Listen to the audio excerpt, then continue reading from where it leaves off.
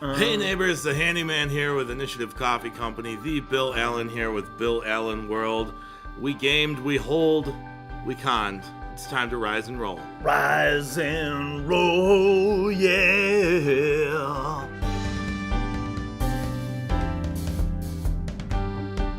All right, people, we have a crazy show today. This is craziness because the big table topic, hashtag #TableTopics, is GameHole Con, because Brian went. I didn't go. Brian, just as an FYI, and for all of our audience members, the reason why I couldn't go is because Saturday night was the second annual Student Silent Film Festival held at the prestigious San Filippo Estate. And 11 schools competed, and the best 3 received the awards for cinematic excellence. And we were one of the 3 that achieved the award for cinematic excellence. It was very exciting. It was a gala event. A gala event? Gala event, yeah. Like everybody dresses up, hors d'oeuvres, you know. I don't think I have clothes that I could wear to a gala. It's, you might have to rent a tux for this level of gala. That's how gala it is. It's a big deal. So, but that's what I was doing. Meanwhile, Brian, you went to GameHole Con. So talk to me about it. Share, because people, this is the first time that I've heard about GameHole Con from an eyewitness, from a close personal person who's not just somebody I know on the interwebs. Yep, so Brian, take it away. Yeah, GameHole Con was cool. It was it's a small event. It's smaller than it's probably half the size of GaryCon. Really? Yeah. See, I thought it was bigger. I thought it was like somewhere between GaryCon and Gen Con. I thought it was like a medium big. It's definitely not. It's very small. But so tell me about it. What was the jam? So I guess in terms of the stuff we've already talked about on the show, GameHole Con kind of marks the season reset for Adventures League, right? So season 8 is in full swing. Yes, it's all coming back now. GameHole Con. They ran the season 8 epic. They ran a bunch of season 8 modules. They ran some created content. Super quick recap. Yeah. What's the season 8 epic? Like, what's the thing? I don't know. I didn't play it. I didn't get up there till Saturday. Okay. But I know that season 8 is Waterdeep Dragon Heist / Dungeon of the Mad Mage, Mountain of the Mad Mage. So, related to Waterdeep, I'm sure. Yes. Yeah. That said, I know that because maybe not because it marks the season reset for AL, but in terms of like DM rewards, it's probably the most robust that I've seen. I didn't DM, but I know plenty of people who did, and they got swag, let me tell you. What kind of swag, Brian? They got... were there minis? Were there dice? T-shirts? Books. There was a lot of hard... Yeah, so they people got Yeah, books? they got the new Dungeon of the Mad Mage book. That is swag. And they got the re-release of the core set in special edition. Really? So they got all of that. They got a water bottle. They got some. Wait, what's the core set in special edition? Is it like a different cover? Yeah, it's a full cover and it's in like a box, like you buy a set. What? Yeah. Come on. So they probably, and that was for like the 30-hour tier. So if you ran 30 hours of content, that's like what you pulled. Wow. As well as a badge and a hotel room. So you get your basically your con is covered plus a gift bag. Right. It's like the Oprah show. Yeah, everybody gets books. Bag, No, not everybody. Not everybody. All right. So tell me your experiences. So you get up there Saturday, what, afternoon, morning? Yeah, we got there about 11:30, I'd say. Okay. And mostly just walked the floor. Like we walked the vendor floor, which was much smaller than I expected it would be. Really? Because again, I thought it was going to be a larger con. Okay. And then we just kind of like met up with some people. We had a meeting with like Rudy and Satine about coffee stuff. What was your impression of the vendor floor? So it was smaller than GaryCon, which isn't that big. But were there any standouts in the vendor floor? Like, did you end up buying anything, or was it kind of just browsing? Gaming Goat was there and had some of the best prices I've ever seen on board games. Wow. They do a ton of volume though, so they have a bunch of stores across the country. Do you feel like their stock at the con was like unloading surplus stuff, or was it like top tier? Games. Okay, so but they had 15, 20 copies of Betrayal Legacy. They had stuff that Elise and I have been looking for a while. Yeah. Which we'll get to here in a little bit. They had good deals. I mean, they do a lot of volume, so they can afford to like offset their overhead. Would we describe Gaming Goat as a corporate-owned thing or a friendly local game store with multiple outlets? Like, where does Gaming Goat fall in the realm? Probably in the middle. It's tough because like I know the owner. Okay. And he's like a regular dude. Okay. Right? He works his butt off, but he's a regular dude. Yeah. That said, he's got close to 60 stores nationwide. And so it's a growing... And the city of Las Vegas asked him to open a second store in Las Vegas. Wow. So like, wow. He's, to my knowledge, has the the vibe gaming of store with the most per square foot price of any gaming store in the country. Wow. On Okay. the Strip in Vegas. So I think he approaches it as a corporate thing and really focuses on like making good decisions at a business level. But he's a down to earth guy who's focused on the communities he's a part of. So cool. Yeah. Cool. I would say that categorizes as friendly local Yeah. and game store. So, all right, carry on. So they were there. They had a bunch of cool Right. stuff. Any other standout vendors? Beetle and Bailey was there, which is the company that like Matt Lillard is a part owner of. Is it Beetle and Bailey or Beetle and Grimm? Or am I thinking of Beetle Harry and Potter? Grimm. It's Beetle and Grimm. Beetle and I'm Grimm. thinking of the comic book, Yeah, comic from the newspaper. Right, because it's morning. So Beetle and Grimm was there with their amazing box set for Dragon Heist. So what is their jam? Because I don't... So they put out like top-notch, like the best quality of things from the products from the current book, right? So I'm on their website, and it's like, what's a platinum edition? Right. So they ran, I think, a run of 1,000 units. So they only sell 1,000 units per book. Their price point is right around $500. So these are for the hardcore this is collectors. like- This is okay. But it comes with like minis. It comes with like metal coins. So it's not just a new wrapper around the book. It's no, like there's a lot whole, to it. There's a whole like vibe. there's like maps that are already like scoped out for Okay. the book on like dry erase board. So you've like- got a premium product, It's a a very- premium version of a product.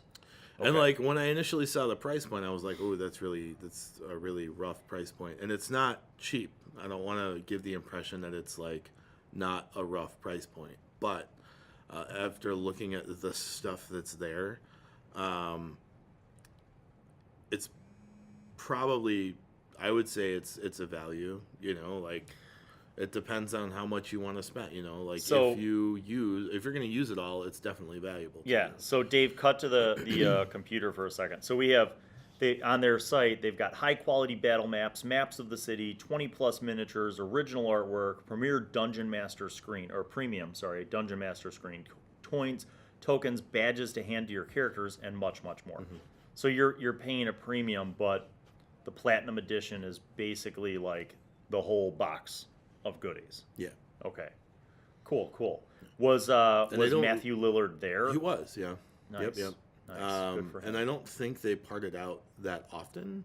So I think as of today, they started doing like the coins as an a la carte item, and those are like 3 for $10. But I don't know, like they don't sell like the maps separately. Then, Okay. like, So yeah.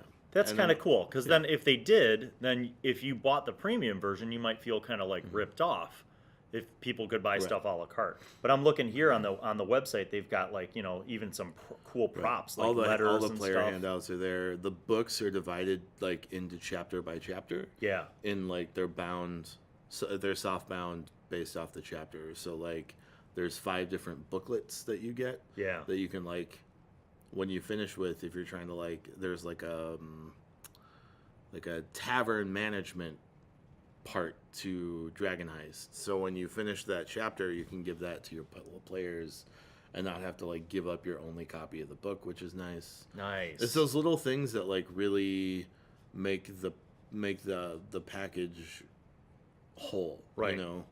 I There's think custom artwork. It's really cool stuff, man. yeah, this looks rad. And I don't, here's the take my money. Right. I like that. So yeah, $499. So I would categorize this, just me personally, as out of my price range Sure. and probably out of most gamers' price range. But there's going to be people like the people who will back Dwarven Forge for $5,000 or something. There will be people, or maybe even stores, who buy this version and then run games. Sure. For a professional DM, if it's like literally your business, that makes sense. Well, that's why they only do a run of 1,000 each time. This is the second one they put. I think they put one out for Tomb of Annihilation. Right, because I remember that's like they kind of came out, so to speak, at the Stream of Many Eyes when they set up the whole Waterdeep. They kind of had like a shop, so that was. And it's 5 guys that went to acting school. Yeah. So like they're charismatic, good dudes to talk to. Matthew Lillard doesn't want to talk about his acting career, especially if you don't remember he was in Scream, but you do remember he was in 13 Ghosts. Right. I always think of him from Hackers, but that's because I'm old. All right. So talk to me about the rest of GameHole Con. So you hit the vendor floor. Yeah, the There's vendor some floor cool was things. good. I'm trying to think if there's anything else like that. What really did you grabbed my play? eye Did you game? I played one game with Latia actually yesterday. Okay. But really I left my schedule open, which was it's a weird I've never driving home I was very not uncomfortable, but it was a weird experience because I haven't gone to a con where I wasn't running 30 hours of content or 14-hour days in the studio or so it was a little more chill time. Yeah, and it was almost too much. I really didn't know what to do with myself, I guess. So I guess let that be. I'm not suggesting people overschedule themselves at conventions, but let that be a lesson to you that have some plan. Don't go with the intention of just getting there and figuring it out. You know? While I was there, yes, I met Patrick Rothfuss. Yeah. Who's a delightful gentleman. Okay. And he signed a book for you. Oh my God, what? Yeah. He didn't caption it because I told him not to, because I told him that if you wanted a book captioned, you could go to cons yourself. But he did sign it for you. Oh, man, so thank you. Name of the Wind. That's awesome. That is awesome. So I love this book. So I'm a very slow reader. Sure. Horribly slow. Mm-hmm. I read for 5 minutes and then I fall asleep and then I forget where I was, so I have to backtrack. So it takes me forever. I read this book, and this was the first fantasy book that I made it all the way through in years. Yeah. And it was just cool. It had so many elements that I've been searching for in a good fantasy book. Mm-hmm. And this is not new. I'm always late to I'm in the same boat. To the bandwagon. So many of you probably out there are yeah, dude, no shit. This is amazing. It's cool because it's a story about storytelling. And that's an exciting, my realization, it took 52 pages to get into it before I realized, I was this is basically an epic character backstory for D&D. I'm I love this now. Right. So I'm in book 2. I've been reading book 2 for so long. Mm-hmm. I'm only on page 200 and something. And I have to return it to the library because I've extended my things. So, but now I might have to just buy book 2. Yeah. This is, thank you, Brian. Yeah. I am honored and touched that I have a signed copy of this book. It will join the many books hopefully the print's not too small for your old eyes. Yes. Well, this is how I read at nighttime anyway. I take my glasses off and then I do this. So a lot of times when I fall asleep, it falls onto my face anyway. So startles you. That is awesome. Yeah. All right. So you met Pat Rothfuss. I met Patrick. What was he? Was he just there signing? Was he playing in any celebrity games? What was his jam? Celebrity game on Friday. Okay. With Maze Arcana. Okay. Cool. Which I was not there for, obviously. I didn't get there till Saturday. He did signing on Saturday from 3 to 4:30. Okay. Yeah, and then he just kind of was at the con the rest of the just week. hanging out. Yeah, just hanging out. He did have before the signing he did, I guess he had posted on his information on Twitter. He did a signing in town. Nice. So he got a double header out of it. Good. Yeah. Good for him. Hello. Good for the community. Katie Girls 2? So KTI Girls? Grizz. Good morning. Grizz. Morning. So that's awesome. Yeah. So vendor floor. And I guess the next thing I have in my pile of goodies over here is I ran into my good friend Shelly Mazanoble. Yeah. Yes, because you guys Avalon were Hill. on Dragon Talk. Yeah. Like a month ago. Sure. And during that conversation, I remember they were talking about Shelley going. So And Bill, because she knows I work with kids, gave me an advanced copy. what? It came out yesterday, and Yeah. she gave it to me Saturday, so Okay. it was very slightly advanced. But Slightly she gave advanced, it to me, which but I very nonetheless much appreciate. Of a new D&D card game called Dungeon Mayhem, Fun. where all of the cards were written by Mike Merles. You get to play one of 4 characters, and it's kind of you just kill each other. Tokens and cards. Tokens and cards. Fun for the whole family. I don't know what the price point is on this. Okay. It's 8+, so most of the family. Okay. That's my family, so that works. I don't know what the price point is on this, but we played 4 hands of it. It takes about 5 minutes to play. Oh, I like simple things. Yeah, it's a blast. You guys should definitely check it out. I do not have confirmation on this because they're not allowed to do so. But my expectation is that if the game sells well, they'll probably do more than 4 people. Yeah. The MSRP is $15. $15. And this is available like everywhere online, and you can even get it at Walmart. So yeah, it's a super accessible game. I like it a lot. There's a barbarian, wizard, rogue, and paladin you can play right now. So you think there might be more expansions if it sells well? You know, other classes? it's similar. It plays similar to like a Welcome to the Dungeon. Okay. That 3 days after Welcome to the Dungeon dropped, Welcome Back to the Dungeon was announced. You know, like yes, plays similar to that. Plays similar to like a Red Dragon Inn. And I guess like the benefit to Wizards of the Coast is that it's cards, right? So the printing cost isn't outrageous. Right. You know, you're not putting out like minis in every box and everything else. Yeah. So it's a good game. It's fun. We played 4 hands of it. So tokens and cards. Cool. Yeah. Illustrations created by Kyle Farron, and the 4 decks of cards represent Sutha, the Skull Crusher, the Barbarian, Azan, the Mystic, Wizard, Leah, the Radiant, Paladin, and Oriex, the Clever, Rogue. Pick one of these characters and play their mighty power cards, such as Azan's Vampiric Touch, to swap hit points with an opponent, or Sutha's Whirling Axes to heal yourself while dealing crushing damage to the rest of the party. Includes 4 28-card decks, 4 hit point trackers, 4 symbol cards, 16 damage tokens, and 4 hit point tokens. Yeah. Cool.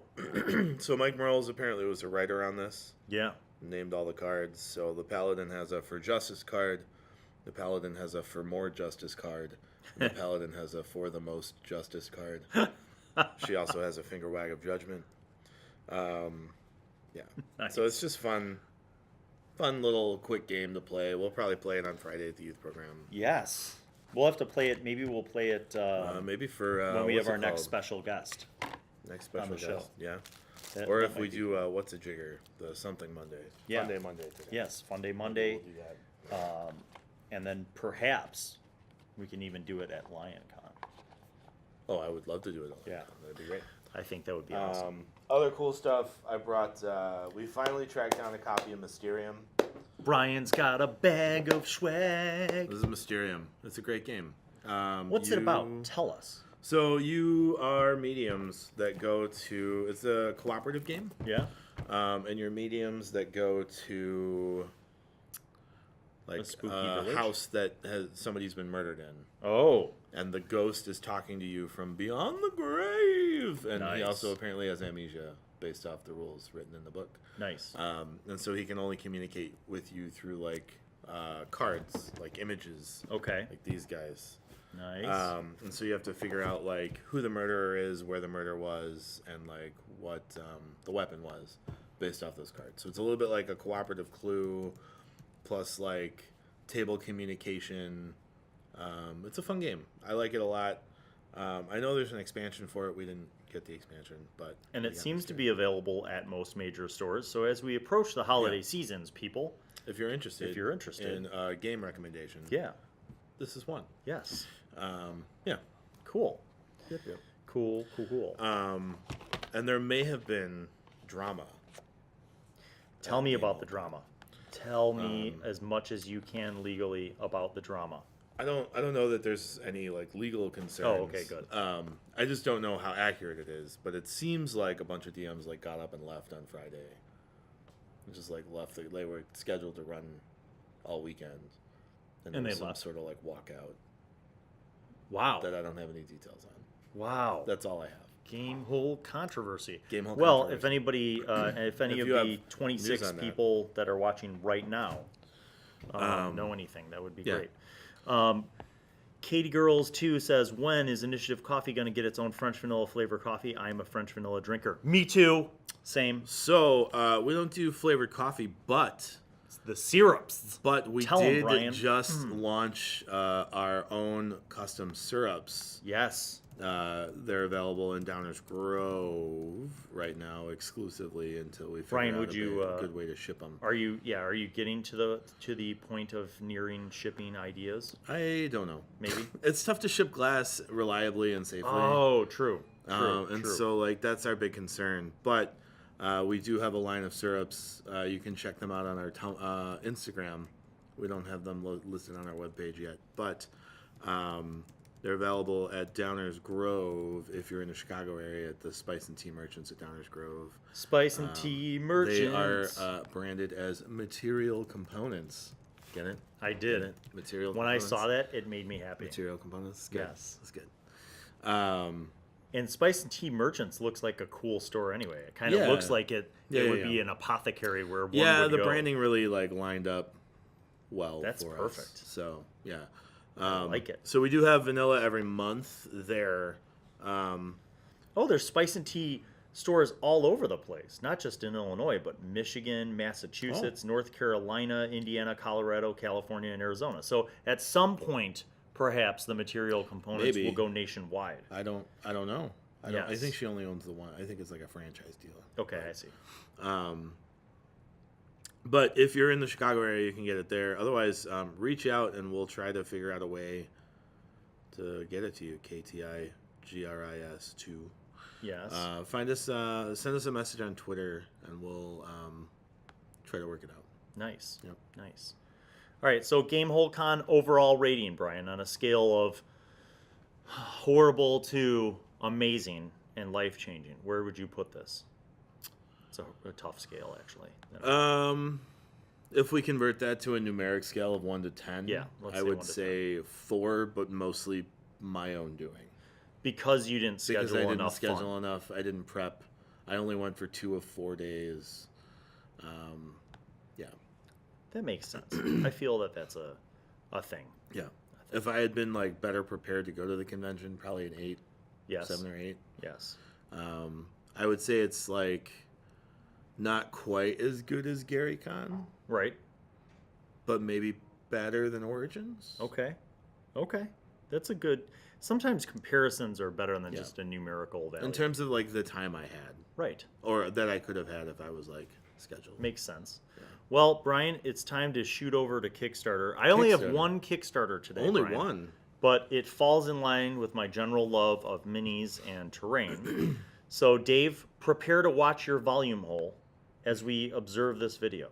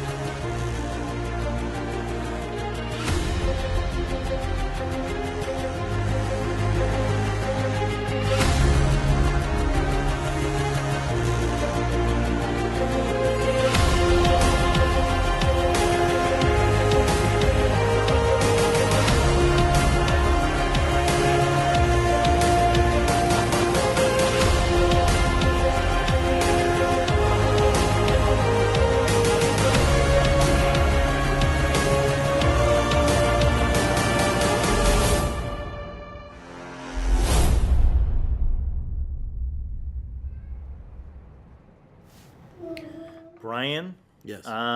this tweaks my nerd. Sure. So, Imagine that modular terrain being interesting to you. well, and you know what? They had a very modest goal. I don't even understand the goal of $566. Oh. It's almost like, okay. But they have $3,200 raised thus far with only 22 backers. Right. I don't know what the math is on that, but people are buying things. So let's take a look. Modular Dungeon, you get the early bird credit. Get your components fast. Receive a personal credit. Choose between 1 core set and 3 add-ons. Pledge level 100, early bird. Credit of 100, pledge level 140, early bird 140 or more. Receive a personal credit. Choose between 2 core sets and 1 to 7 add-ons. So, how to pledge, the new add-ons, the stretch goals. Celebrating first anniversary, 15 components, free for previous backers. There's so much things.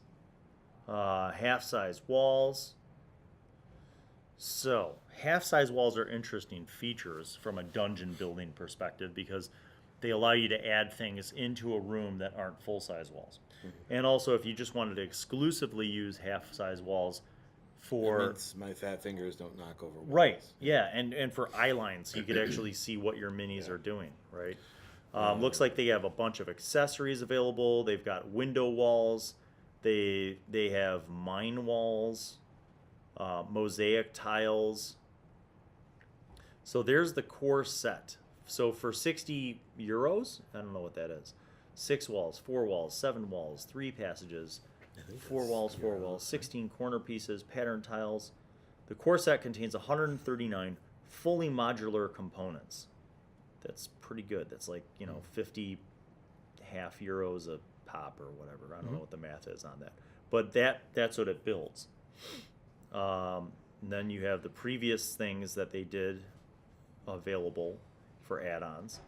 Doors for add-ons, the round columns for add-ons, wood tiles, connectors. So that's their interlocking system. There are the widths of the walls, the different wall widths and sizes. Painting. Wood glue to build your personal dungeon section, then or put on acrylic colors of your choice. Use washes and dry brush techniques to create atmospheric looks. Tutorials available online. Why is Modular Dungeon so special?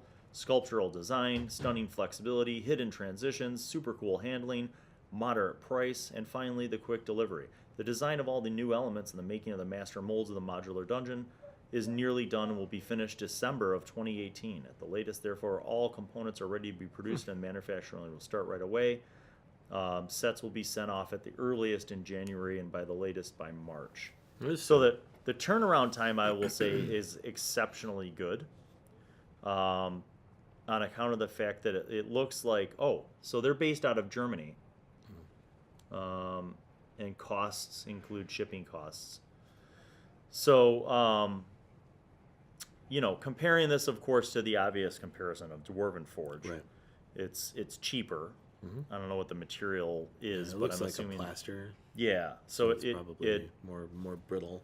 Maybe a rubberized plaster, similar to the Dwarvenite vibe, but it certainly looks like it's the kind of thing that would come out and be available a lot sooner. Because typically the Dwarven Forge turnaround time can be up to a year before you get your product. So this is pretty awesome. Mm-hmm.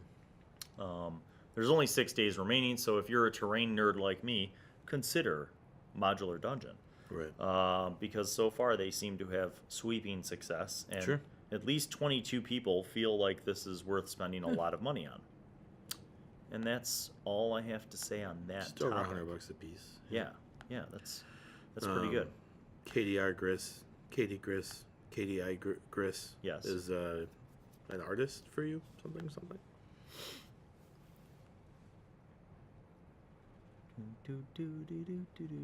Oh yeah, cool. Yeah. Thanks. I will take a look at the things. Is that way cool artist that did the season 1 stuff for? Well, I'm not sure. I have to check. But if I think that's who I think it is, then we will see. Cool. Yeah. So couple other things, Brian, outside of the world of Kickstarter in the form of table topics. Friendly local game store spotlight. You mentioned Fair Game. We talked a little bit about, Gaming Goat. We also have Fair Game, which is definitely qualifies as a friendly local game store. They're based out of Downers Grove.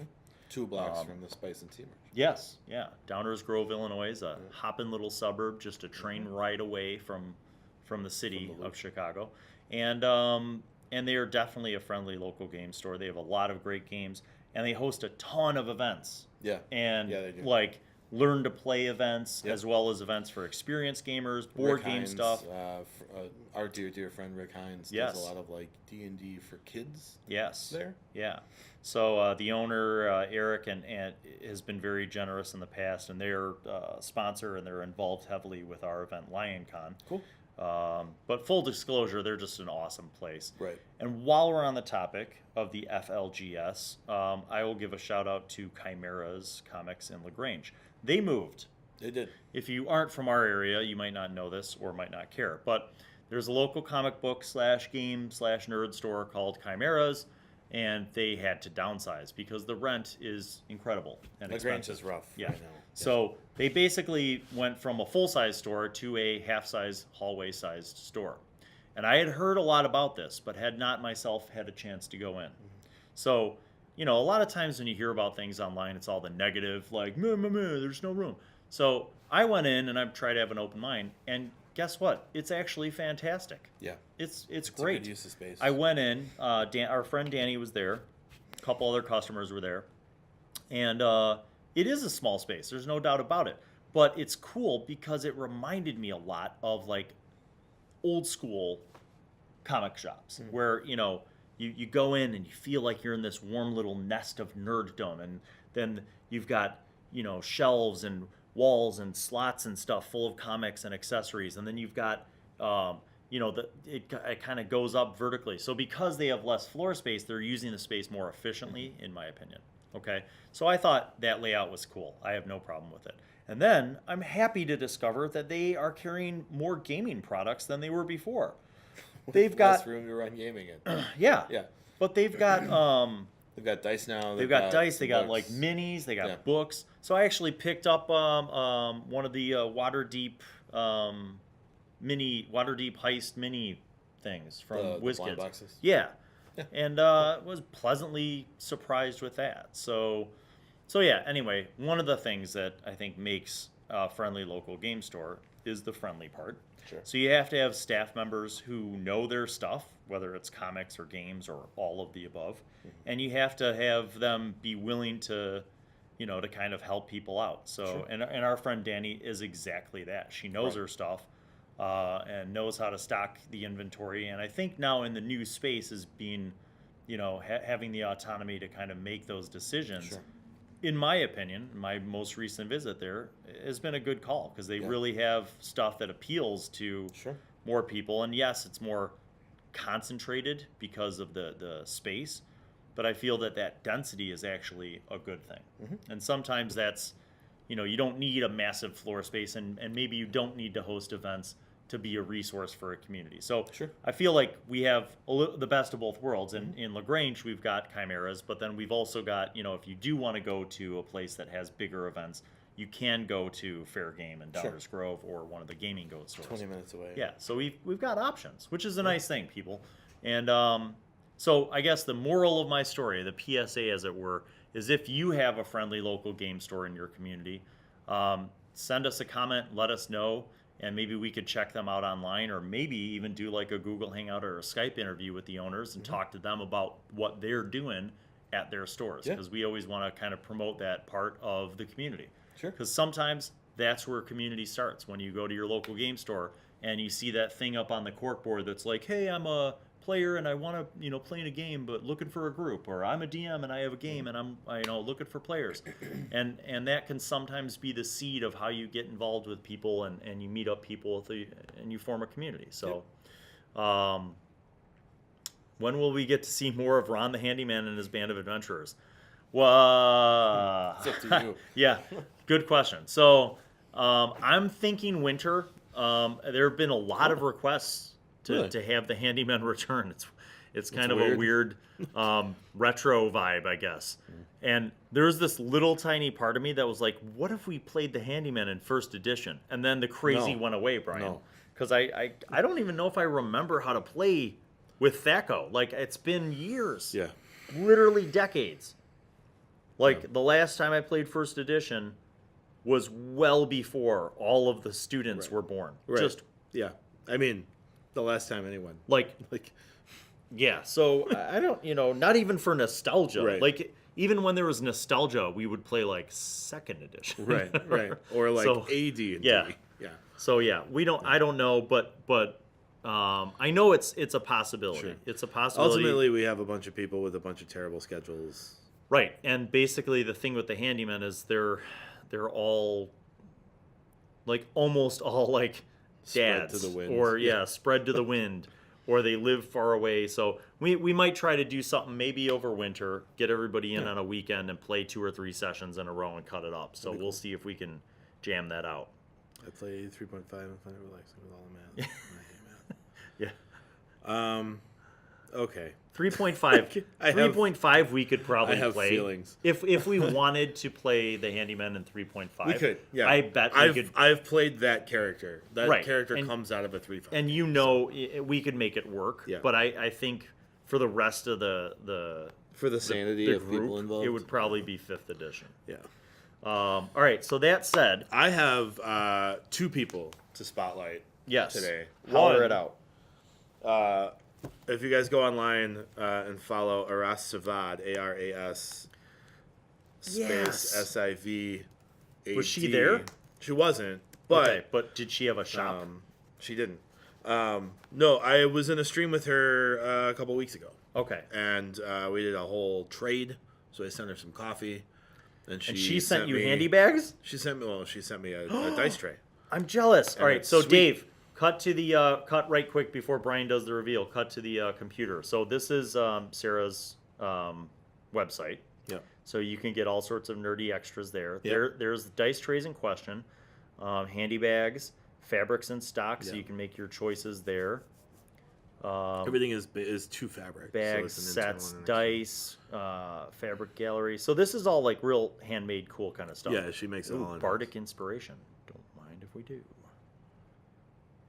Rakshasa, baby. Okay, cool. Yeah. So she does a lot. Yeah, she's got quite a following on Twitter and stuff as well. Yeah, so, yeah. All right, cut back to the main shot. So I sent her a pound of our improved initiative, and in return, she sent me this delightful dice tray that is way more effective than like losing your dice off the table. yes, It's super helpful. and the button thing. So show us how that works again. So it's just like one big.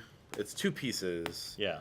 And so it's like one big stitch and grommets, snaps. Yes. Snaps. And so you just snap the corners, and it makes like this like tray shape. And then you've got this And insert. then you've got the insert that's like got the stitched cardboard with hard. like bookboard probably. My guess is that bookboard. Cthulhu or just like an octopus? Just an octopus. Okay. It's But I'm sure you can. and you just slide it on in there, and you can And roll you can all your dice and they customize it, right? yeah, So you can choose the fabric that you She told want. me like pick 2 fabrics, and I did. And then she said Nice. I ran out of those fabrics. Pick 2 other fabrics.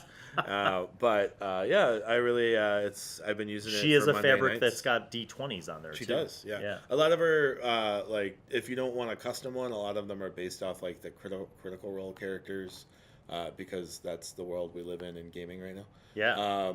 But it's nice. I've been using it on Mondays, and let me tell you, dice trays, way cooler than dice towers. Yeah, dice. I real like loud. dice towers when I see them and the custom designs and And stuff. then I roll dice in them, But then and they're like super loud, Yeah. yeah. Or they're so- just they take up space. Yeah, And I'm yeah. like a big space Nazi. Right. Like I don't like that came out wrong. I don't like when like there's clutter Right. on the table. I like the table to be for the game and the terrain and the minis. I don't like people to have their like drinks and Cheetos and shit on the table. You are not, in fact, a villain Right. from Iron Sky. Right. But, yeah. So, and in fact, who was the first person that had one of those trays that I was jealous of? Now, let me think. Not Jake. Latia. Does Latia's Latia got have that one? big leather one. Yeah, leather. I've seen. Yeah. So, but it's cool. Like Yeah. because they're foldable, you could shove them in your game Right. bag, go hit the game, bust them out, put them on the table, and they don't take up a ton of room. Right. So yeah, that's. And that's if you nice. don't have the worst aim, you can So throw dice in there. and I'll put the link down. It's Aras Sivad. It's Sarah Davis backwards, but I guess that's so that's a cool little gimme. All right, The so that's other number one. The other shout out I want to give, if you're on Twitter, Twitter. Check out DM Mary, DM Mary, PhD Mary, DM Mary. She's a psychologist who works on the benefits of gaming for clinical applications, and I ran into her at GameHole as well. I'm sure that tweaked all of your nerd. All of it, because that's we talk about that all the time. Because I'm applying to grad schools to Did you gaming tell her and about research. the partnership and the anxiety gaming element? I did, and she seemed very excited about that. Yeah.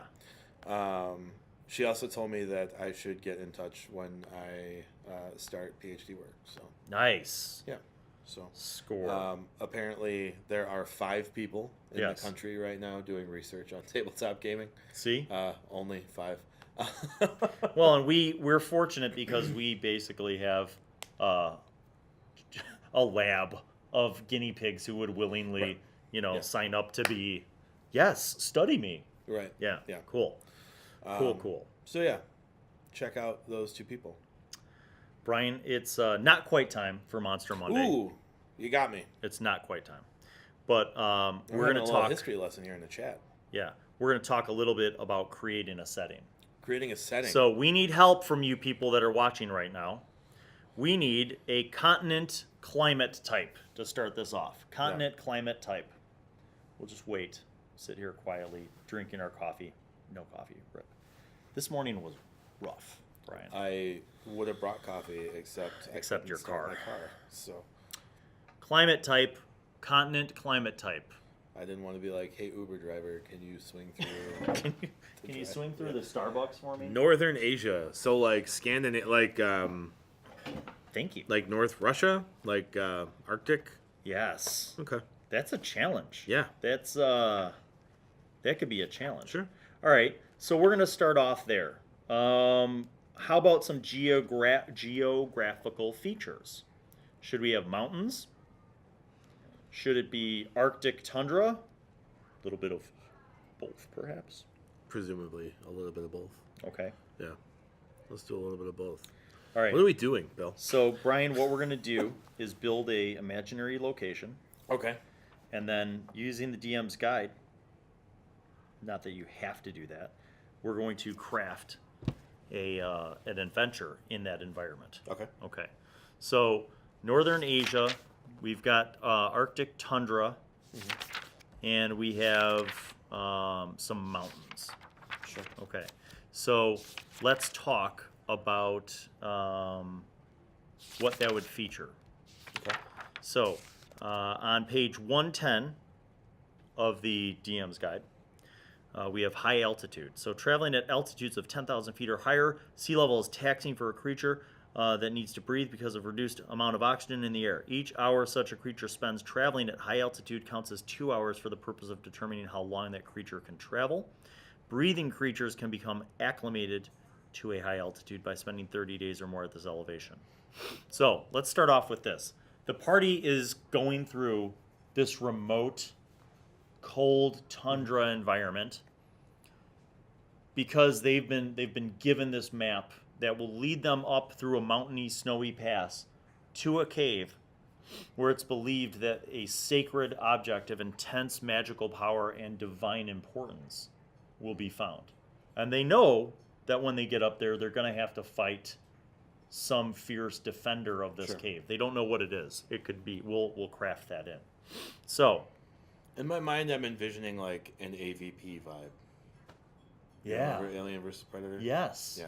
Okay. Like a mining. It was like a mining town or an oil town or something. So as DMs, let's think here. As DMs, what do we want to create so that just the journey there? So this isn't just all about fighting end boss, kill end boss, get the treasure. But we want this journey to be to have narrative elements, to have some challenges that are not just combat. one of those things could be altitude, right? So we could talk about, preparing the party, and maybe the players actually don't know how to prepare. Sure. So let's say we get a group of dumb players who they're going to go out there and like, all right, I get a bedroll and some blankets and some extra water and food. And you die. Okay. We hit the road. Right. So how, though, instead of just killing the party off for their stupidity, how do we help guide them? Sure. What can we add? Tauntauns. Okay. Other beasts. So other beasts? Yeah. How about NPCs? Can they run into like a Sherpa guide type of character? Maybe. I think if you're looking at like an Arctic environment, ranger? I think like you really have to contrive that, right? Okay. I don't like an Arctic environment as a sparse environment without a lot of habitation, right? Yes. And my guess is, if it's an Arctic ranger who chose Arctic as their like favorite domain, they're probably not excited to see other people, right? Like they chose that for a reason. Right. So if you're gonna have this like Sherpa guide Arctic ranger, I would think he would be annoyed at best by the player's lack of like respect for the elements. Love it. So then, springboarding off of that, Sure. they can't just buy him out. No. They're like, look, we'll pay you. We're freezing. Just help us. We'll pay you 100 gold. He's like, what am I going to do with the 100 gold? There's no villages for 150 miles. You want to help me? You want my help? Fine. You're going to help me. Right? So then it turns into side quest to get back to the main quest. And maybe his side quest 30 days for them to. What if his side quest is there are some necessary things that he actually needs, some components that he needs to get through the coming winter, because it's already cold up there, but winter's insane, right? So maybe there's a specific beast, like a Yeti type beast, right, that has a hide that is literally just resistant to cold. It's magical, it's imbued. So if you kill them and prepare them correctly, there's some special like spices and crystals that you have to use to cure the hide. But basically it makes it so that he could survive the winter. And he's going to have them help, right? So they have to go on a hunt. They have to literally go on an Arctic hunt. And then they have to find these creatures. They have to kill them, but they can't damage the hide. And they can't poison it. So they somehow have to figure out how to... This is all before he's willing to help them at all, right? So they're dealing with cold weather issues while they're doing it. They're taking those penalties. They're suffering that exhaustion. Right. And it's that like... And it's almost video game-esque insofar as like once you beat the boss shows up regularly but is less challenging. You know what I mean? Right. So the challenge of just mere survival and this side quest to get the hides for this guy will then result in him being their guide, right? Because they have no idea how to make it through this tundra. He knows where there's like little oases of stuff, caches of stuff. Right. You can make it challenging. And again, just referring to the DM's guide, page 110, 111, there are some resources here. Frigid water. So what, just the simple things that are non-combat encounters. Everybody makes a dex check. One person in this group is going to fail. Yeah. And they're going to fall into the frigid water. And now they have to rescue that person. The medical aspects right. of like... They have to find, how to get this person warmed up fast enough before they start making con checks to die or, hypothermia, whatever. I'm envisioning like a skill challenge. So like, which is like a 4th edition holdover that I really like. Where like maybe they're being chased by, I don't know what Yetis come in, but a community like they have to like at some point like we can't fight off these Yetis. We have to run. Yeah. We have to like do like a balance check across like narrow passages or an athletics check. Like you do that skill check aspect of it. A series of checks. Yeah. Extended checks. KT came up with a good one. Love hunting, even though in real life it's difficult to find the game. I agree. I would employ that. Yeah. So I would say every day they make a check, and every day that you have to set some realistic things. Say you've got a party of 6 people, at least 3 or more of them have to successfully make the check just to find and track it. There's a handy chart on page 111 that says if you're a medium creature, you need a pound of food a day and a gallon of water. Yeah. Multiply that by your character number. Right. Because they can't buy it. 2 pounds or whatever. This is the part that I love, Brian, because it's so often, and you know this, and you guys watching know this, so often players, especially once they get higher levels, they have gold. They could just buy all the basic stuff, and they don't even track it anymore. Right. Like they don't, like whatever. I buy I buy like minions to carry my food and water. But this is a scenario where they could be 15th level or whatever, and it doesn't matter how rich they are. It still has an impact. Yes, there's no resources for them. They can't just go to like the local magic shop in town and buy more potions. Like there's nothing there, right? Maybe this is more of a mid-level adventure. This is probably like 7 to 10. 7 to 10, yeah.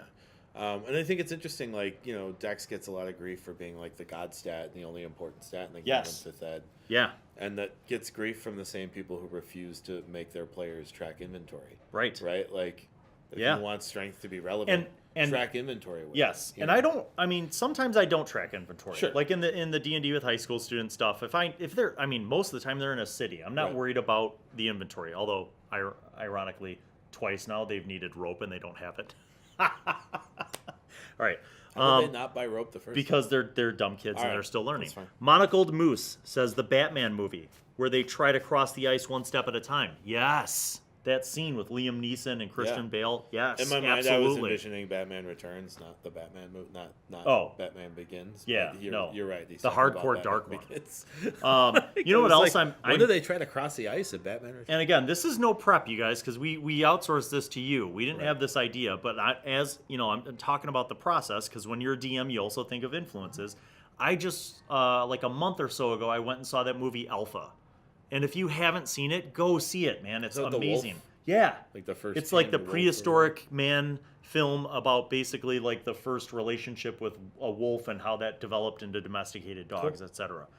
But it's a really great story and it's fun for the whole family. Like I took my kids and I loved it. The kids loved it. And it was legit like a story of survival. Cool. Like one adventure after another and very big tearjerker. In some parts, yes, yeah, but really, it was an awesome story of survival, awesome. And it's very much it's got a mix of geography, but this. And I think like, slippery ice is another thing on page 110. I think the thing to keep in mind is like if it turns out that your encounter is not, if your party's kind of like hand waving through the encounter because they're too powerful, like add things like madness tables to the chart. Yeah, you know what I mean, like. Things happen in the cold that drive people crazy. Yes. Like I think there's a lot of resources. The DMG gets a lot of heat in 5th edition for being a magic item compendium. It's really and it's so much more than that. And I'm guilty of thinking that originally. And I'll tell you guys, and this is what when people are like, well, how do you develop your skills as a DM? Read the book. Reread. Yeah. It's not just read. I read it. Yeah. But I'm rereading. I go back, and other DMs, Dan Miranda, and you and other DMs that I know will go back and reread things because you might read it through, and at the time you kind of skim something because you're like, well, this isn't really applying to what I'm doing right now. But like if you go back and reread it, you might pick up some really cool stuff that you initially, missed out on. So I'm looking up Arctic monsters right now, Brian, because obviously we could come up with all these hazards and survival elements. But sometimes people just want to huck dice. Right. And here's the thing. As a DM, let's say that you're going through things and they're actually making their rolls and they're actually a smart party and they're planning, they're thinking ahead. Gear, they've got the cold weather gear. So now Endure elements is up. Yes, they've got the right spells prepped and so now they're kind of like working through this whole thing like a bunch of pros. What do you do to challenge them? Maybe you go to Appendix B monster lists and the Arctic monsters on page 302, and you look at just some monsters, and maybe they aren't like, you're not throwing a mammoth or a manticore. Maybe you're just throwing them, a half ogre that has, 4 pet brown bears, and he's hunting humans because he's hungry. It's a matter of survival. Right. Maybe you've got a bunch of bandits, who are kind of like these ice hunting bandits who, they're in white bear skins and they're camouflaged and they're basically hunting like the party. Snow troopers. Yeah. Is that what they're called in Star Wars? So maybe you've got a couple of those kind of encounters, and then you've got a little bit of a more challenging encounter. Maybe a Remorhaz. Remorhazes are the worst. If you really want to challenge a party. Brian, guess what? It's almost Monster Monday. Is it? Yep. So the point of this whole bit, you guys, and thank you for playing along with us on this. So KT says, I am an inventory tracking Nazi. I track my character's inventory right down to the last torch and copper piece. Good for you.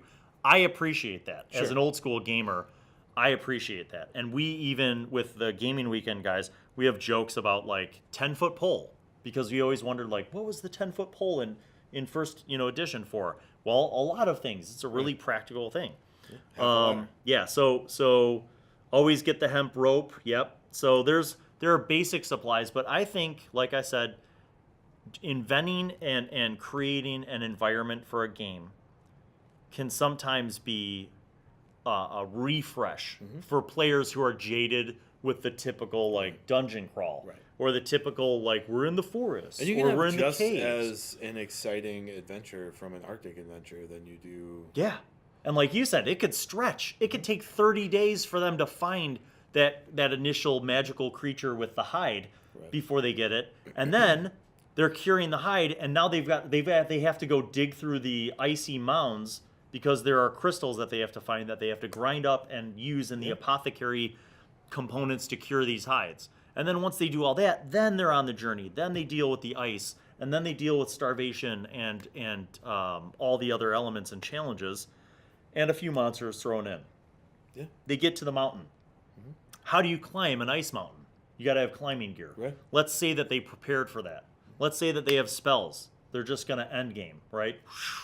Some wizard outthought you, so they're not going to climb. They're going to fly up, get there, build a base camp up there. They get up there, however they get up there, whether it's climbing, flying, whatever, and they get up there. You know what I would hate while I was using a fly spell? Yeah. A dragon fight? Yes. Because, Brian, cold weather dragons live in icy mountains. What dragon would you throw at them? Well, you'd throw a white dragon if you're going to stay on brand. Now, but are white dragons evil or good? they're super evil. Okay. Yeah. So imagine you They're have evil, a they're grumpy. feral. Yeah. Imagine you have a grumpy white dragon, and this, of course, transitions perfectly, as if we planned it. Sure. Into Monster Monday. Monster Monday. You know what we should do is have the kids invent like a cheesy graphic that's like Monster Monday, like a 3D Wayne's World with video game sounds. Yeah, I like it. I made the mistake of going on an adventure and didn't have torches, and my inventory was difficult having only one player in the group with me. Yes, but you remember that, don't you? Because it was a challenge. Players remember the games where they almost die. Players remember the games that were more challenging. Crowbars, yeah. You guys all remember these things because in the most simple adventure scenario, sometimes not having the right supplies can be challenging, which makes it fun. Right. All right, the white dragon. Now, it doesn't have to be an ancient, right? Yeah. That'll kill a party. Maybe a younger white dragon who's not... This isn't the end boss even, Brian. Could be. They don't... The party thinks that this white dragon, as they're trying to climb or fly, is going to be the end boss guarding the cave. Maybe you just have to go through this white dragon's territory and he doesn't like it to get to the cave. Yes. Yeah. He doesn't live in a cave. This is his whole mountain. He owns this. This is his business. Yeah. So now... I like the idea. I like the notion of a flying white dragon battle because it means that your wizard has to really focus about what's important, right? Concentration. Yes, Brian, tell me. You don't have the ability to deal with like other concentration. You can't fairy fire. You can't. There's no other concentration spells you can use when you default to fly. And I think the reason that a lot of like some of the races aren't played, like Aarakocra aren't played, is because having flight at level 1 unbalances the game, right? Yes. I think having innate flight abilities at level 3 or 4 can have really detrimental effects on the game. Yeah. Or even 7 or 8. Yeah. But if you got a bunch of annoying if you got sturges, a wizard, well, you got a wizard, and he's like, "Oh, I got this. We'll fly up there." Right. Like, okay, you can. Well, and then I don't like to be an evil like TPK DM. No, I don't think it's about being punitive. I think so. Like, what if I the would dragon is there anyway. Right. So what I would do is see how they played this action. Right. Were they noisy? Were they noisy going up to the mountain range to the point where it might have attracted or did they cast any spells? Were they using any magic? Have they been where killing a lot of animals nearby the mountain would give off the scent of or that blood? would be the food of this dragon in Right. the first place? Yeah. So let's not be dicks as Right. DMs, people, but realistically, look at what they're doing. Know that this dragon lives here.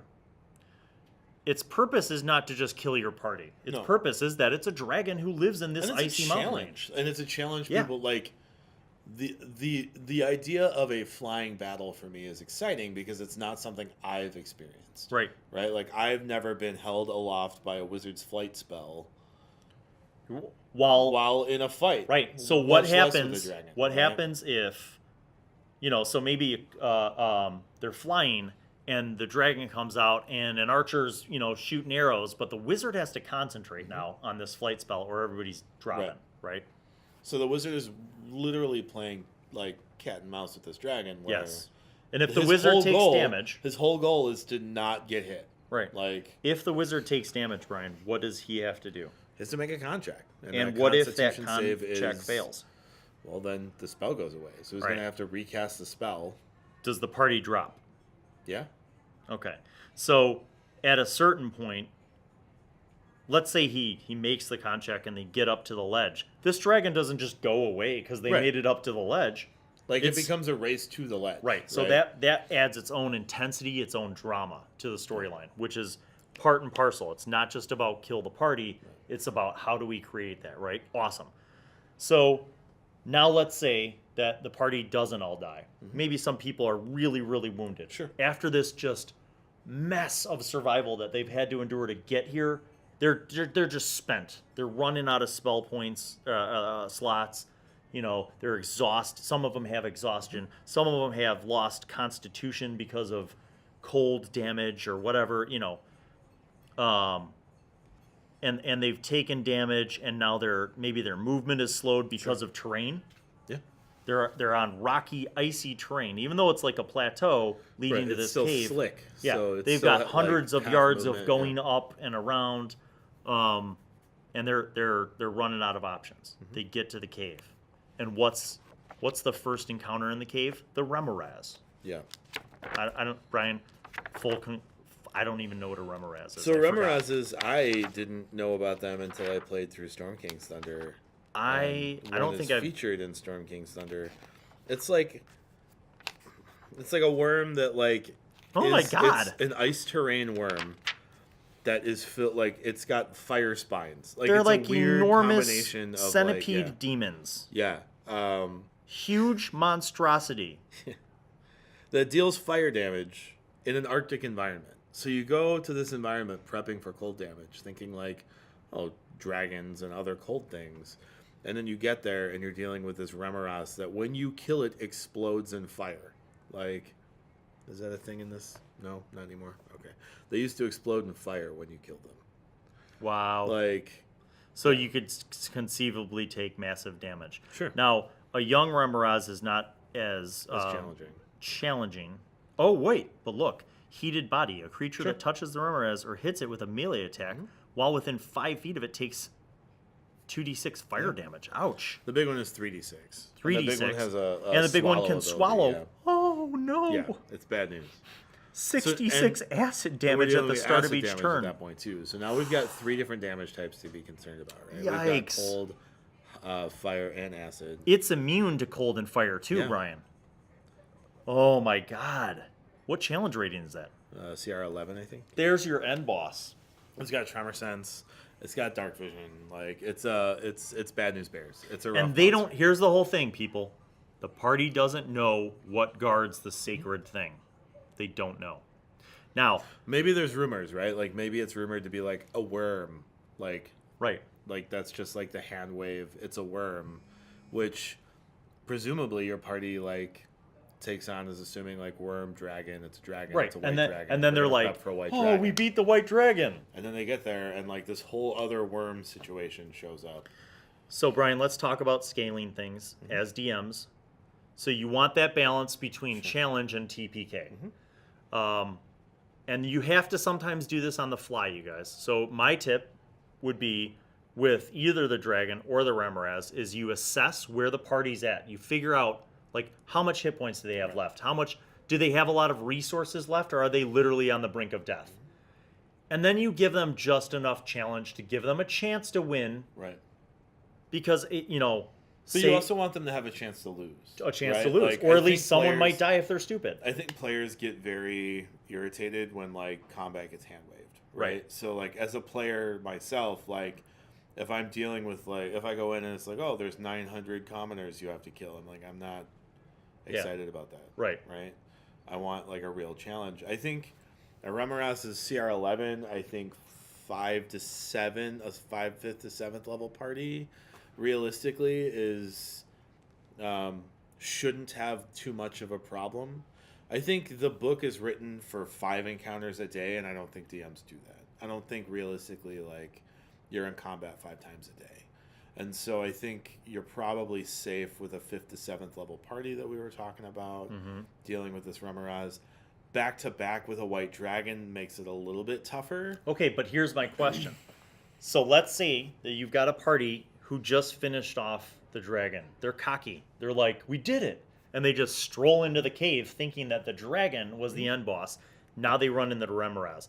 Do they stay and fight it, or do they run, get down the mountain, build a camp and hide and recoup, and then go up and fight the Remorhaz? It's up to them. See, this is where player choice comes in. I know if I was in that party and we were that low, I'd be like, run! Run for your lives! Right. You know, why would we stay and fight it? There's no one for it. Right. It's not like there's a clock ticking that's like, you have to kill it now. Yeah. So the party is not ready for the worm or giant ice worm. Yes, Nariki, that's right. Always hope you get a Dragonborn Shaman in your party when it comes to adventures when you might encounter dragon remains and dragons themselves. Yes. I think this is a great build. I think that this would make for an amazing adventure. Sure. Probably a series of sessions. This is a You're probably looking at, like, if you play weekly, I could see this going 6 weeks. Yeah. Yeah. And it's nothing that we're talking about here is rocket science. Like, you could have generated all of this stuff simply through rolling on some of these tables in the DMGs. But it's about coming up with the additional narrative, you know? So then as a DM, you'd make your notes. You'd create your notes about your Sherpa guide, Arctic Ranger guy. Give him a name. Give him a personality. You'd create, you know, a series of optional encounters using the tables or not using the tables. And then you scale it appropriately based on the successes of your players in the party and how well they're working together, how well they manage their resources. If they've been a really effective party, don't set out, because remember, a good DM is not adversarial. Don't set out to just kill them. It's not adversarial, it's challenging. It's challenging. You're coming up with a dramatic narrative. Exactly. We want to make this fun and challenging. I would also keep in mind that, like, if a party has full resources, a CR11 is not a challenge for a 5th to 7th level party. Right, if they have full resources. If they have full resources. So if they do go on rest, maybe it's like a Remorhaz and a young Remorhaz. Yeah, maybe you found the family. Yeah. You know, and then again, maybe the young Remorhaz comes out because it doesn't know any better, and the older one is sleeping way back in the cave. The young Remorhaz comes out, gives them a little bit of a challenge, and again, they're like, all right, that must be it. The cave's open, and now they get the big daddy, mama, whatever. Or 2, you know, if they're cocky and they're really good, and they've you know, swept past all of your other challenges, maybe you go to Big Daddy and Mama Remorhaz, who are in the cave, guarding things, holding it down. If by some chance none of this has been truly a challenge, could you just throw in a Frost Giant who actually lives in the cave, and the Remorhazes are his? They're trained to guard? Yes, you could. So be a little bit flexible. Have your plan. Lay out your plan. Lay out all these cool different survival scenarios and encounters and challenges and skill checks and extended skill checks. And, you know, then start to flesh it out. But that could easily be like a month of fun. So, all right. Well, we had an incredible show. Thank you for joining us. We had a bunch of cool table topics. We talked about friendly local game stores, about GameHole Con. We built an entire series of adventures, and we Monster Monday'd that too. Yeah, it's for you. So if you joined us live on Twitch, 39 of you. Yeah, thank you, KT and Nariki and Danny and everybody else. Thanks for joining us. Thanks for throwing us a couple tips there for how you guys have played this stuff out. and how you've dealt with some of the survival encounters. And hope you got a lot out of this. We'll see you next time. Next time on Rise and Roll.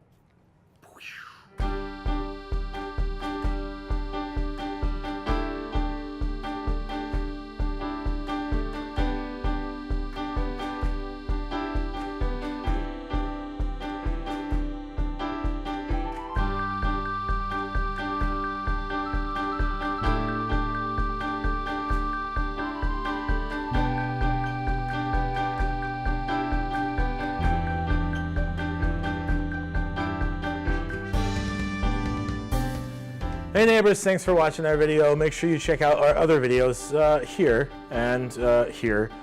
Make sure you subscribe down there and get the notifications from the bell up there.